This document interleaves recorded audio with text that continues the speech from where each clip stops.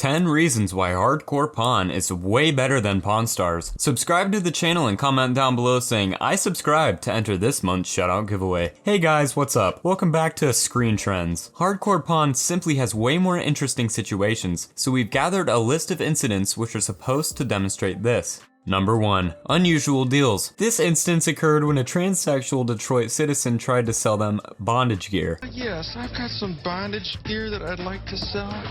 Bondage gear?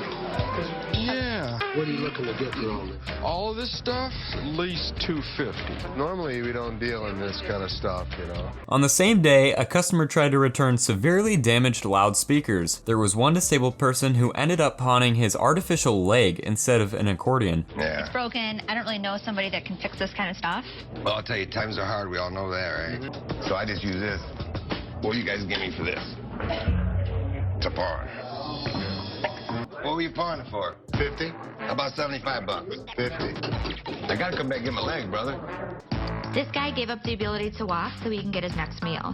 Thank God he was walking out with a crutch to help him. But yeah, it breaks my heart to see this. Number 2. The girlfriend ultimatum. During this day, a man who tried to pawn a watch that Les thought was not valuable was challenged by him instead to sell it to anyone else on the spot. Not even gonna offer nothing on it? There's no value to it. I'm sorry. I guarantee you could definitely get more than $10. Go ahead, try. You sell It's it to your him. job, though. Try selling your stuff to somebody in the store. I'll let you keep the money. How's that? You. Wait, is it me or you? No, it's you. No, here's the way it works. You. This Les challenge made the customer blabber out profanities that caused a scene. Another insane incident that happened was when a customer tried to pawn off a bed sex toy, which his girlfriend told him to get rid of. There's items that I have never seen, and this is definitely one of them.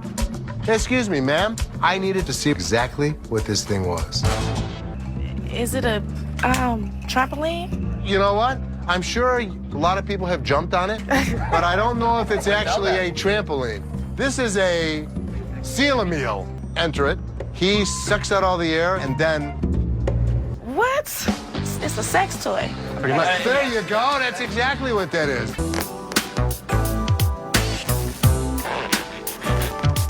What the is going on? Oh my God!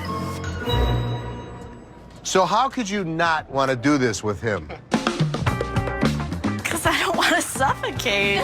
Well, she's still alive. Les and Bobby J asked another customer to test that toy and asked the owner to choose between if he wants to keep the toy or his girlfriend. I think it's disgusting. What do you if this is disgusting, what do you think of him who enjoys it? I was going to break up with him if he didn't get rid of it. So. Wow. How much do you want for this thing? $250? Why? It's worth a lot more than that, but since Really? it's been used a How few much times, did you pay for it? About $500. $50 is what we're offering. 50? I mean, can you go any higher than that? The least I will take for it is $200. I just want to get him to get rid of it, so. Well, you have two choices. You can take it home with you, or you can take $50, be happy, and keep your girlfriend. I'll do the $50. Good thinking. All right. Number 3. Weird men. Once, a drunkard came to the store thinking to sell his gold sports ring, which was actually brass. Well, if it was gold, I'd give you more than $500, but it's not real. Yes, it is. Oh, yes, it is. His plan to pay for his DUI conviction flushed down the drain after he realized the reality of the situation, and he refused to leave the shop without selling it. I can't give it to you. I'm sorry. Give it to me anyway. I mean, you can give me something for it. I promise. No, Just you don't give me be- something Just don't for beat it. on the glass. This guy was drunk. Ow, I ain't going nowhere. I ain't leaving here. Man, get away from me. Get out of here! I got me! On that day, another man tried to sell a seat he claimed to have won in a charity auction and that he thought belonged to an old Yankee stadium. Can't do it. I really don't want to go away with less than $450, $500, something like that. $250? Can't do it. Number 4. Barcodes. Ashley came up with the idea of barcodes when one day Les complained that the internet department wasn't worth enough, to which Seth put all the items on sale, both online and in the shop. It's business, Seth. We're losing money. I understand the fact that we're losing money. Do I have a plan to take care of it? Yes, I do. I need to list everything we have in the showroom on the website. We're gonna start with jewelry. That actually sounds like a decent plan. Thank you. But make sure that your sister knows about it, since the jewelry's her department. Fine. Thank you. The problem came when a man tried to buy a watch online, which had been sold to another customer in the shop minutes earlier. Okay, I was coming to pick up my watch I ordered on the internet. Okay. The watch it was online. Stainless steel band, gold bezel. Sold it about an hour ago, Rich. I'm sorry. Why didn't you give me the paperwork? Why didn't you give me the numbers and mark out of the system? You know what? I was going to do that. I'm all alone on the floor here. I'm on my 7th customer since I sold that. Okay. I'm sorry. All right. Man. I apologize. All right. Number 5. The day when Les bought a pole. An irritated customer came into the shop on this day hoping to redeem her earring, but she didn't have a slip and was trying to send it back. Today, a woman came in and wanted her earrings at a pawn. She had no receipt. We looked everywhere for her earrings. They weren't there. She must have taken them out of pawn. The customer was agitated and started threatening them and becoming violent. All of that made Les blame his security department for this incident. Next time you touch me, I swear to God, I'll leave you bloody in that. On the same day, a strange client sold Les a stripper pole. He wasn't sure it was going to be sold, but still bought it. Having a stripper pole on the floor created a lot of excitement.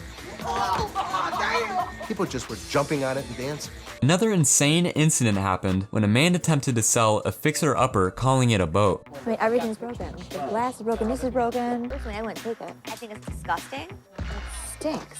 Number 6. Disloyal employee. One of the most loyal security guards on the show was caught trying to steal red-handed from the store through CCTV cameras. Joel, Big Joe Shannon, gave in to Les's trap and tried to steal a diamond earring that is left on purpose to check if he steals it. The cameras showed the truth, and it was discovered on interrogation that Joe had stolen up to $7,000 worth of jewelry over the months which he pleaded guilty.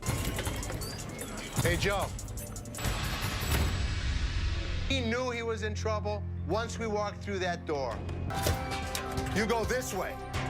This is my loyal employee, my head of security, the guy that I trusted for the last 3 years.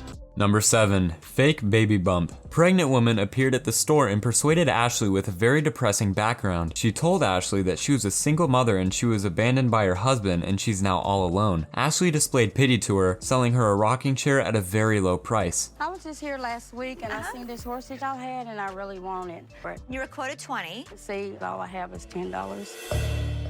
I'm a single mother. My husband just left me. You give me 5, and then my gift to you is the remaining 15. That'll be great.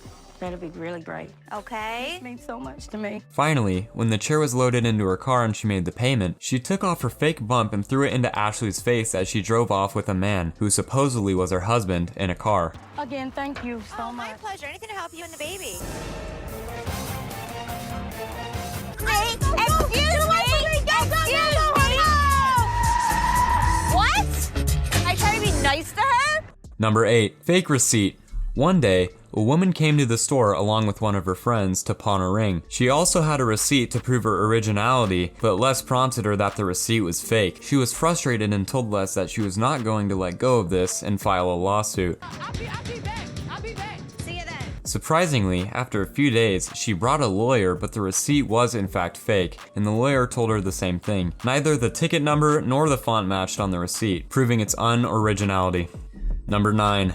Microphone story. A teenager came to the store one day seeking to sell a pair of microphones. The manager at the time, Rich Pyle, suspected the teenager had stolen the microphones. The kid said on interrogation that they were from a concert and that they were apparently thrown into the crowd and he was the one who caught them. So at what point did they actually take this off of the rack and put it nicely inside of this thing and then threw it out there? When did that happen? Got out in the crowd and I picked him up. Really? Nevertheless, Rick proved true to his suspicion and found the microphone owner, who was a local club owner. The teenager had got them from that club. I have a gentleman down here who is trying to sell me some microphones. Are you missing some? Exactly, I've got them. Number 10. The watch band barter. A man came in to pawn a high-end watch but didn't have enough cash on hand. Les trusted him and made a deal that he could pay later by credit. A couple of days later, the man sent about 130 watch bands and no cash. This insane barter made Les furious. This brings us to the end of our video. I hope you enjoyed it. Hit like if you did, and don't forget to subscribe to our channel so that you don't miss out on any of our future videos. Also, watch the 2 videos that are on your screen because I'm sure you'll love them. With that, I'll see you in the next video.